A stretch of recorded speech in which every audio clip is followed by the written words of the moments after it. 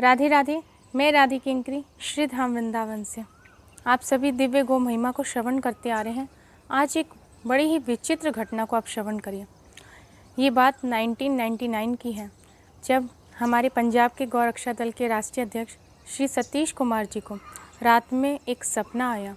उस सपने में उन्होंने क्या देखा कि एक बहुत बड़ा तबेला है और उस तबेले में बहुत सारे कसाई हैं और उन्होंने बहुत सारी गायों को वहाँ पे बंद कर रखा है और वो उस तबेले के अंदर भेष बदल कर के घूम रहे हैं।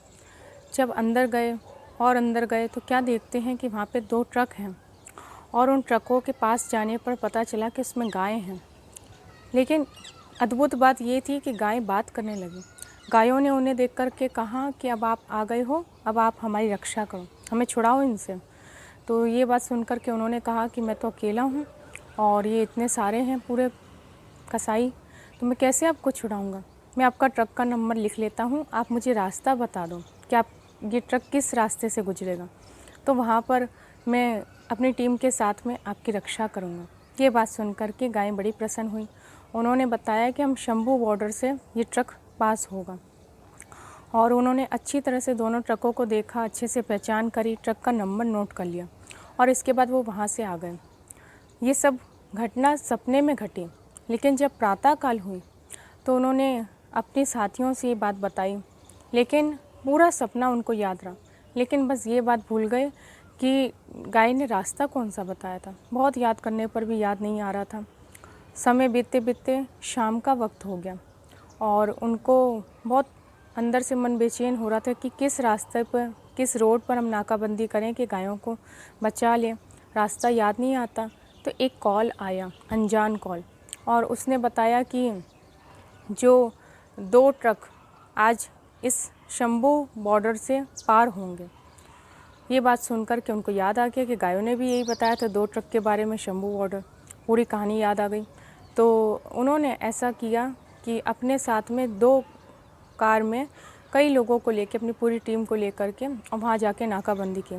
तो थोड़ी देर में देखते हैं, जब शाम हो गई थी, कि सामने से एक ट्रक आ रहा है, एक ट्रक, और उस ट्रक को उन्होंने जब देखा तो उसके साथ में एक बाइक चल रही थी। उस बाइक पे 2 लोग सवार थे, वो गो तस्कर थे। तो उन्होंने जब ट्रक रोका तो वो तो वहाँ से भाग लिए। जो पासर थे, उसको गाड़ी को पासर कर रहे थे, वो तो वहाँ से भाग गए और जो गाड़ी थी, जो ट्रक था, उस पर वो चढ़ गए गौरक्षक जी और उसमें बैठ गए। कम से कम 3-4 लोग गौरक्षा दल के, और 2 गाड़ियों में बैठ गए। उन्होंने ड्राइवर को कहा कि सीधा चलो और रास्ते में अगर तुमने कहीं पर भी रोका तो तुम्हारी फिर खैर नहीं। और क्योंकि उसमें जो कसाईयों का ड्राइवर था वो बैठा हुआ था और एक कसाईयों का, गो तस्करों का व्यापारी बैठा हुआ था, तो उनको लेकर ही उन्होंने कहा सीधा चलो। अब गौरक्षा जी के मन में एक शंका थी कि रास्ते में कसाईयों का गांव पड़ता है, तो कहीं ऐसा ना हो कि वो नाकाबंदी करके कोई तरह से हमको रोकने का प्रयास करें। तो उन्होंने बिल्कुल कसाई को, जो ड्राइवर था, उसको बिल्कुल सख्त कर दिया कि अगर तुमने गाड़ी रोकी किसी भी कीमत पर तो फिर तुम्हारी खैर नहीं। तो गाड़ी आगे बढ़वाई, जब चली, जब रास्ते में गांव आया, क्योंकि उस गांव के सारे लोग कसाई हैं, तो यही हुआ। वहाँ पे 25-30 लोग खड़े हुए थे, हाथ में डंडे रॉड लेकर। तो उसने ट्रक रोक दिया और अंदर गांव की तरफ घुसाने लगा। अब उसमें से नीचे से 10-12 लोग ऊपर चढ़ गए और रॉड से, डंडों से मारने लगे, लेकिन ट्रक को नहीं मारते थे, अंदर बैठे हुए लोगों को मार रहे थे। तो अब ऐसी स्थिति में जो पीछे 2 गाड़ियाँ आ रही थी गौरक्षा दल की, उनके कांच तोड़ दिए, तो वो गाड़ी वहाँ से चल ही गई।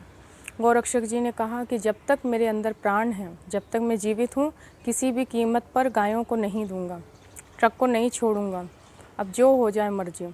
तो उन्होंने क्या किया, उन्होंने अपना एक व्यक्ति जिसको ट्रक चलाना आता था उसको ड्राइवर सीट पर बिठाया और जब वो रॉड से मारते तो उस ड्राइवर को आगे कर देते और जो व्यापारी था वो तो नीचे उतर के भाग गया। अब उन्होंने कहा उसको, अपने साथी को, कि किसी भी कीमत पे ट्रक को नहीं रोकना, जो कुछ भी सामने आए ट्रक चलाए जाओ। तो कसाईयों को ये बात पता नहीं चली एकदम से इस मुठभेड़ में। तो नीचे से जो कसाई थे उसमें से एक कसाई स्कूटर ले आया और स्कूटर पे 2 कसाई बैठे थे और उन्होंने बोला कि अब ट्रक चलाओ। अब जो मर्जी सामने आए देखी जाएगी।